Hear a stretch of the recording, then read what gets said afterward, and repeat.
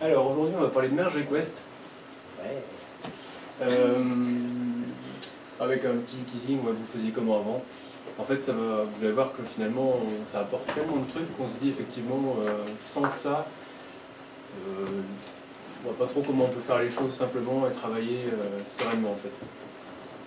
Ou pas, ça c'est mon point de vue.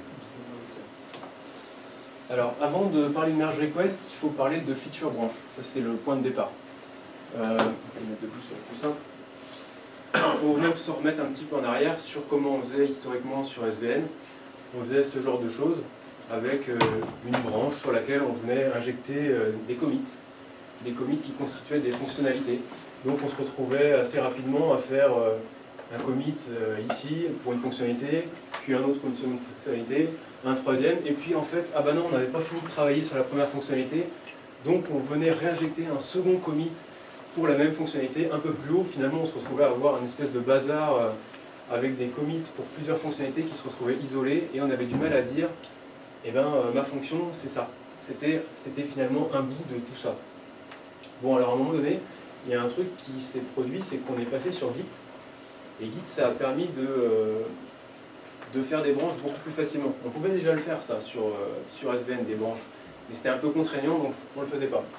Git, c'est beaucoup plus simple de faire une branche, ça se fait en quelques secondes, c'est très léger, donc il n'y a aucun problème à faire ça. Donc le principe des feature branches, c'est de dire, plutôt que de faire ce genre de truc où on va venir injecter des bouts de code un peu par-ci par-là, puis à la fin on va arriver avec notre fonctionnalité, on va plutôt faire une branche dans laquelle on va centraliser tout notre développement, et quand on aura terminé, eh bien, on viendra la merger dans la branche principale. Voilà. C'est quelque chose qu'on a utilisé principalement avec Git, mais ce n'était pas quelque chose de spécifique à Git. Mais la feature branch, c'est vraiment ça le principe.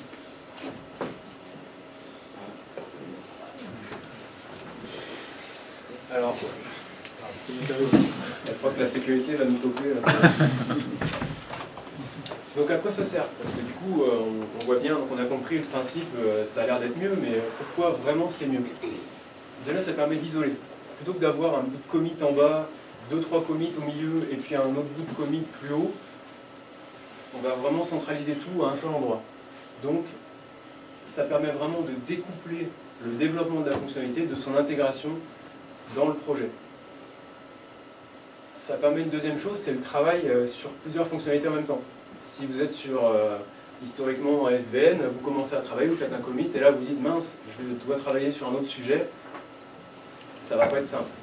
Typiquement, vous allez soit refaire un check-out, vous allez laisser de côté votre travail ou quoi, ou alors vous allez committer un bout de votre travail, puis passer sur une autre fonctionnalité, puis revenir dessus, et on se retrouve vite avec le plat de spaghetti qu'on avait présenté juste avant. Bon bah là, si vous avez une branche qui est dédiée à chaque fonctionnalité, il n'y a plus de problème, vous pouvez passer d'une branche à l'autre, et quand il y en a une qui est terminée, vous pouvez l'injecter ou pas, ou la mettre en attente, mais en tout cas, on a bien une isolation à ce niveau-là. Et le dernier point, c'est qu'il y a moins de résolution de conflits. Pourquoi? Parce que quand on travaille sur une branche qui est dédiée, eh ben, par définition, elle est dédiée. Donc on est le seul à travailler dessus. Donc tant qu'on ne cherche pas à s'inscrire dans une branche cible, la branche principale, il n'y aura pas de conflit. Donc on ne va pas avoir de « Ah tiens, je commit, mince, il y a une gestion de conflit à faire ». Voilà. Donc ça, c'est vraiment au moment où on va vouloir réinjecter qu'on aura cette phase de conflit, mais une seule fois. Et enfin, le deuxième point, et peut-être même le plus important, qui va en faveur des feature branches, c'est que faire une branche avec une fonctionnalité, ça veut dire être capable de tester un ensemble de codes avant qu'il soit inscrit dans une branche d'intégration principale.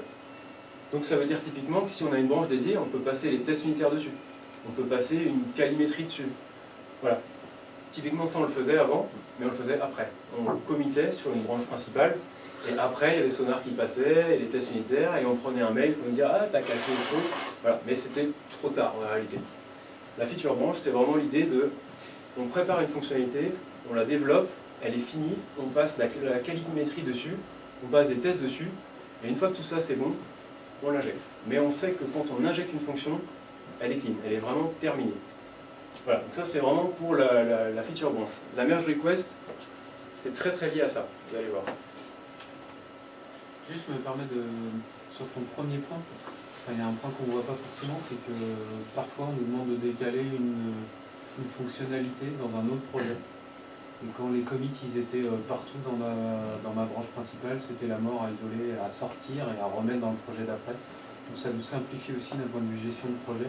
Le fait de parfois, quand les DP se pointent en nous disant je vais faire passer un train avant l'autre, et bah, ça nous aide un peu nous à refactorer le code et à remettre les fonctionnalités, à enlever celles qu'on veut. Donc d'un point de vue gestion de projet, les DP, enfin voilà, ça nous aide quand les DP font n'importe quoi. Ouais. Ok. Je continue. Alors, donc c'est une histoire de feature branch, mais aussi de collaboration. Les merge requests. Ce que vous voyez là, ou pas, c'est un peu petit, c'est le repo GitHub de Spring Boot. Donc petit projet de 433 contributeurs hier, 8 branches, 93 releases, 455 issues, c'est du lourd, quoi. Voilà. Quand nous on regarde à notre échelle, on est un peu plus petit. Mais on peut se dire que ce qui marche pour eux, ça peut potentiellement marcher pour nous. Donc pourquoi est-ce qu'ils ont des gros besoins de collaboration? On comprend tout de suite, 433 personnes, ça ne se gère pas avec un tronc et puis tout le monde qui communique dessus à l'arrache. Il faut un peu de communication et un peu d'outillage. Juste te poser une question sur ton slide d'avant. Tu as 8 branches et 450 issues. Ouais. Ça veut dire qu'ils ne sont en train de bosser que sur 8 issues en parallèle? Ça veut dire qu'ils font ce qu'ils veulent. Ça veut dire que non, mais ça veut dire que les gens ils proposent des fonctionnalités, ils font des issues et après ils proposent des fonctionnalités par le biais de pull request qui sont intégrées dans telle ou telle branche. Ça c'est regarde le nombre de forks. Ouais, c'est via des forks, c'est pas via des. C'est ça. Ils travaillent pas. Non, oui, les gens. Les feature branches, c'est des forks. 433 personnes, c'est pas des gens de chez Pivotal. Hein. C'est Madame Michu, quoique, qui va venir proposer une fonctionnalité à Spring Boot. Okay. Qu'elle travaille sur une copie de son repo. Mais en tout cas, elle peut proposer des fonctionnalités. Donc, justement, Madame Michu, pour reprendre le cadre de l'open source, tout le monde peut proposer des fonctionnalités, mais on ne connaît personne. Moi, je suis responsable demain du repo Spring Boot, ça risque pas d'arriver, mais j'ai pas confiance dans Madame Michu, je sais pas ce qu'elle va me proposer comme code, et quand on sait qu'il y a 433 personnes, je peux pas m'amuser à passer 6 mois avec elle pour voir comment elle travaille, et avant d'accepter de prendre une fonctionnalité. Ça veut dire quoi? Ça veut dire que le process d'intégration des fonctionnalités, ou des corrections d'anomalies, il doit être adapté. Parce que, voilà, justement, on peut faire confiance à personne. C'est là où, en fait, on a deux outils qui ont émergé. Donc le premier, GitHub, qui est le plus répandu, et son petit copain GitLab, qui est celui qu'on a utilisé chez nous. Et c'est là, en fait, où ils ont popularisé la notion de, j'ai dit X-request, parce que GitHub appelle ça des pull requests, et GitLab appelle ça des merge requests. Mais en vrai, c'est la même chose. C'est le principe de pouvoir faire un développement et de le soumettre à un projet. Donc, qu'est-ce que c'est qu'une merge request ou une pull request, puisque c'est la même chose? Eh bien, c'est simplement une branche sur laquelle on va venir apporter des fonctionnalités supplémentaires de collaboration. Alors, ces fonctionnalités, j'en liste quelques-unes, mais je vais surtout vous les montrer en démonstration, ce qu'on peut faire et pourquoi est-ce qu'on en a besoin du coup. Mais par exemple, ça va nous permettre d'avoir un rapport d'intégration. Ça veut dire qu'on va pouvoir passer une intégration continue sur cette fonctionnalité et avoir un rapport directement visuel sur notre fonctionnalité, notre feature branch. On peut discuter, on peut faire de la relecture de code, des labels, des diffs, des notifications. On peut avoir une chaîne d'approbation pour dire bah tiens, Madame Michu, elle m'a proposé une fonctionnalité, alors c'est bien, mais j'ai besoin d'avoir l'avis de 2 personnes de chez Pivotal pour permettre d'approuver sa requête. Ça peut permettre ce genre de choses. On peut traquer le temps, on peut aussi permettre aux utilisateurs, aux contributeurs, de les aider un petit peu en leur disant bah voilà, ok, tu veux proposer une fonctionnalité, voilà les grandes étapes à respecter pour qu'elle ait des chances d'être approuvée en fait. Donc ça c'est bien, c'est un peu théorique. Je vais vous montrer du coup maintenant chez GitLab, donc autrement dit chez nous, comment on fait, comment on peut les utiliser. Et ben voilà, un peu présenter ces différents points là, ce que ça peut nous apporter. Let's go démo. J'ai pas les mêmes lunettes.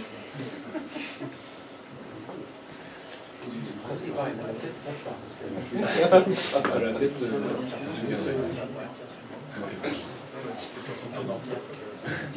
donc ce que je vais faire assez basiquement, c'est Donc en ce moment, je suis développeur sur eDeploy. Et sur eDeploy, on utilise les merge requests. Et donc, on va faire comme si on avait besoin de développer une nouvelle fonctionnalité, ou en tout cas, on voulait soumettre une nouvelle fonctionnalité sur eDeploy. Mais ce que je vous montre là, du coup, c'est applicable à n'importe lequel de vos projets, puisqu'on utilise tous le même outil. Et il y a une chose que vous n'utilisez peut-être pas, c'est ça, les systèmes d'issue internes. On l'utilise surtout pour les outils un peu transverses, mais ça, à la limite, c'est un peu annexe vis-à-vis des merge requests. Il n'y a pas de problème, il n'y a pas besoin d'utiliser ça pour pouvoir en faire. Donc, j'ai envie de proposer une super fonctionnalité.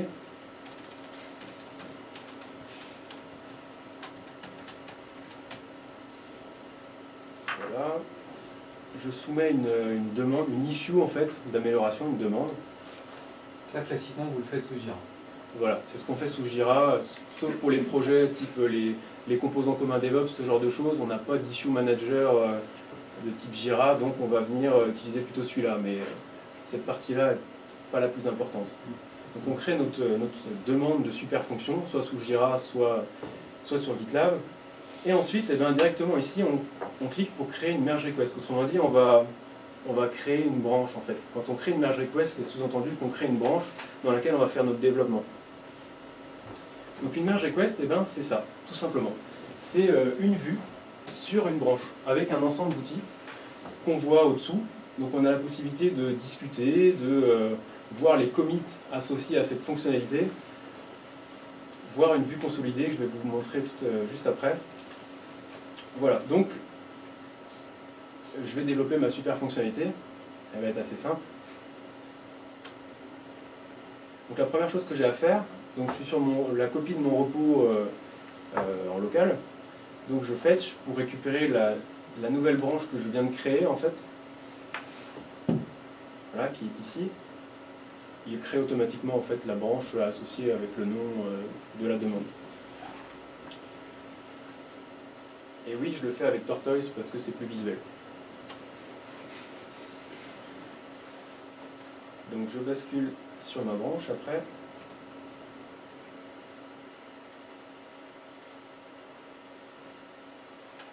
Voilà. Je vais créer un pauvre fichier qui va représenter ma fonctionnalité.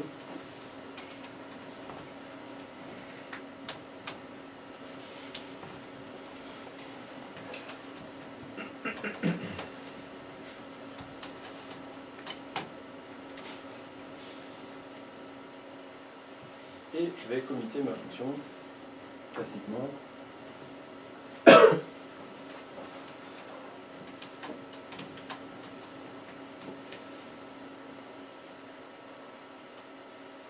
Voilà, je pousse ma fonction, enfin mon commit. Voilà. Donc vous remarquez qu'il nous propose tout de suite un lien pour aller voir la merge request, donc on peut cliquer dessus par exemple, ce qui va nous amener au même endroit où on était juste avant. Et là on remarque qu'il y a un certain nombre de choses qui se passent. La première chose, c'est qu'il y a une chaîne d'intégration qui a été déclenchée. Donc ça, c'est quelque chose que vous pouvez mettre en place sur vos projets et qui permet par exemple de passer automatiquement les tests. Nous, on a mis les tests et vérification du style du code. Grosso modo, on vérifie qu'on est bien compliant par rapport au formateur en fait. Voilà, c'est tout. On peut mettre ce qu'on veut, c'est l'objet d'un autre sujet, toute la partie intégration continue de GitLab. As a code. As a code. On remarque qu'on a un truc qui s'appelle This is work in progress. Alors en fait, ça c'est un truc qui a été popularisé par GitLab, le WIP. En fait, ça permet quand on est dans la liste des merge requests, parce qu'on peut voir la liste des merge requests, elle est ici. On voit tout de suite, en fait, WIP, ça veut dire Work in Progress. On voit tout de suite que la fonctionnalité elle n'est pas finie, elle est en train d'être développée. Voilà, c'est purement visuel. Mais du coup, il faut quand même l'enlever avant de pouvoir merger. Vous allez voir juste après. Donc, des choses qu'on peut faire dessus, c'est mettre des labels. Par exemple, quand on travaille, là, j'ai fini ma fonctionnalité. Et puis, comme on travaille à plusieurs, j'aimerais bien qu'il y ait une relecture qui se fasse. Et ça tombe bien, en fait, je crois qu'il y a quelqu'un qui m'a mis un commentaire. C'est pas Toc Foufou, typiquement. Voilà, donc là, typiquement, on a une personne de l'équipe qui a vu la fonctionnalité et qui du coup se propose de faire une relecture avec des commentaires super constructifs. Donc à moi de la prendre en compte ou pas, mais en tout cas vous voyez qu'il y a directement un espace de collaboration qui s'est créé autour de la fonctionnalité, et ça de façon automatique. Donc bon, allez, je vais prendre en compte la demande, puisqu'après tout c'est sans doute justifié. Si elle est pourrie, elle est pourrie.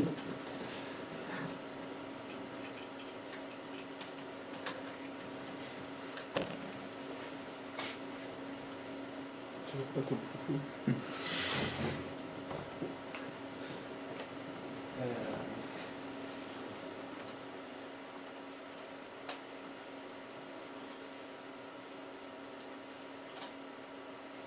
Donc je repousse un correctif qui j'espère va plaire à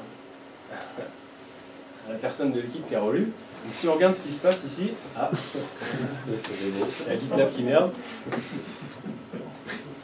C'est lent ça.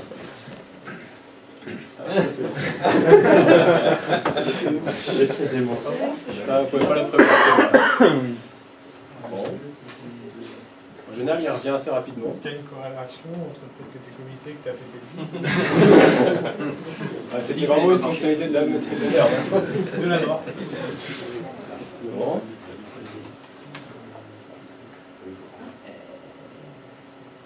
Sinon, on va refaire une, hein. Ah, ça y est, GitLab est revenu. C'est le CI serveur qui est tombé. Ouais, non, il va revenir lui aussi. Il met un peu de temps à venir. Donc en gros, on retrouve ici nos deux commits, puisque j'avais mon premier commit, puis mon deuxième commit. Vous allez me dire, c'est un peu moche ça, on va pouvoir y faire quelque chose. Et on peut voir aussi l'historique des chaînes d'intégration qui sont passées dessus. Donc là, on voit un petit point d'exclamation, c'est parce que j'ai un petit problème au niveau du code style. Et typiquement, ça passait pas. J'ai pas mis que c'était déterminant pour l'instant, mais il y a juste un warning. Et enfin, on a la vue Changes. En fait, on remarque qu'en fait, là, cette vue, c'est une vue agrégée de tous les commits qui constituent notre fonctionnalité. Donc généralement, c'est plutôt intéressant d'avoir cette vue-là. Alors on va aller voir si ça plaît plus à la relectrice. Ah ouais, alors ça a l'air d'être mieux. Par contre, je crois qu'elle n'a pas aimé les deux commits. Parce que là, typiquement, c'est vrai que c'est un peu moche quand même.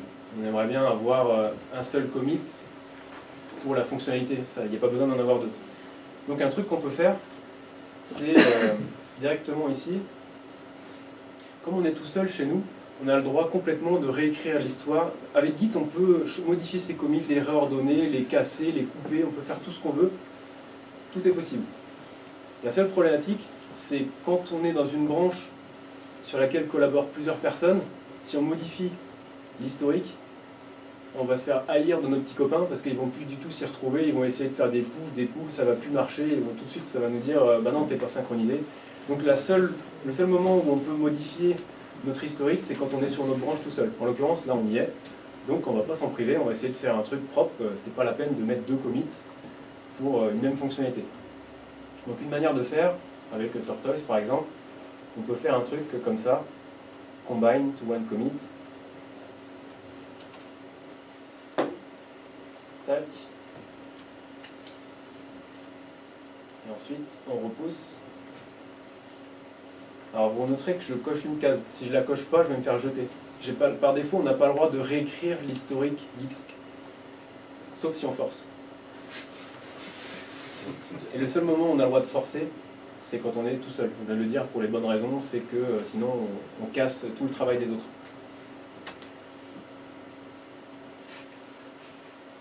Voilà, donc si je reviens sur ma fonctionnalité, ma merge request, pardon. Voilà, donc j'ai bien plus qu'un seul commit. J'ai bien un seul changement. Et là, c'est mieux. Est-ce que c'est mieux pour la personne qui relit ça? Je ne sais pas, on va voir. En tout cas, ce que vous remarquez, c'est que moi, a priori, j'ai fini ma fonctionnalité. Par contre, tant que la discussion est encore ouverte, je ne pourrais pas merger ma fonctionnalité. Ça, c'est une option de GitLab, vous pouvez l'activer ou pas l'activer, mais en tout cas, ça permet d'éviter qu'on merge des choses alors qu'il y a encore des discussions dessus. Et là, a priori, si on regarde les discussions, elle n'est pas encore résolue. Ça, il faut Ah ouais, c'est bizarre parce que d'un côté il me laisse merger, mais de l'autre côté, voilà. Ouais. Donc vous pouvez voir l'ensemble des discussions ouvertes ou fermées ici. Et surtout, on peut voir que maintenant il n'y en a plus. Et que donc on peut merger. D'ailleurs, on peut merger et vous remarquerez qu'il y a when pipeline succeed. Il y a des gens qui disaient, alors c'est bien ça, mais quand on a une pipeline qui prend quelques minutes, on est obligé de laisser notre fenêtre de côté et puis de revenir après une fois que c'est fini. En fait, non. On peut cliquer comme ça et ça va se faire dès que la pipeline sera OK. Si elle n'est pas OK, ça ne mergera pas la fonctionnalité. Voilà. Donc là, on voit que la fonctionnalité a été mergée. Un point important, c'est de supprimer sa branche, parce que sinon on se retrouve avec 2000 branches sur le repos si on les supprime jamais, c'est pas nécessaire. On la supprime, il y a même une case pour le faire juste avant. Et après c'est terminé. La fonctionnalité est terminée, elle est mergée. Si on regarde notre arbre de travail, on se retrouve bien avec un truc comme tout à l'heure ici, juste une petite vague là, mais quelque chose d'assez propre avec une seule fonctionnalité. Alors celle-là, je ne sais pas ce que c'était. Elle n'a pas lieu d'être ici en tout cas. Mais on a bien ma super fonctionnalité qui est inscrite dans la branche principale et on a pu la contrôler, on a fait une relecture.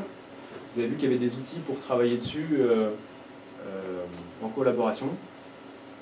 Et la merge request, c'est ça. Donc j'ai fini pour le pitch. Maintenant, ce que je vous invite à faire, c'est soit essayer, soit venir du coup la semaine prochaine pour mettre un peu les mains dans le cambouis, plutôt que de le voir en théorique, de venir essayer de le faire ensemble. Il y a 2 ateliers qui sont prévus, un jeudi prochain et un mardi d'après, je crois, et qui du coup vont permettre de mettre en pratique ces trucs-là, de manière à ce que vous puissiez le faire directement sur vos systèmes après. Voilà.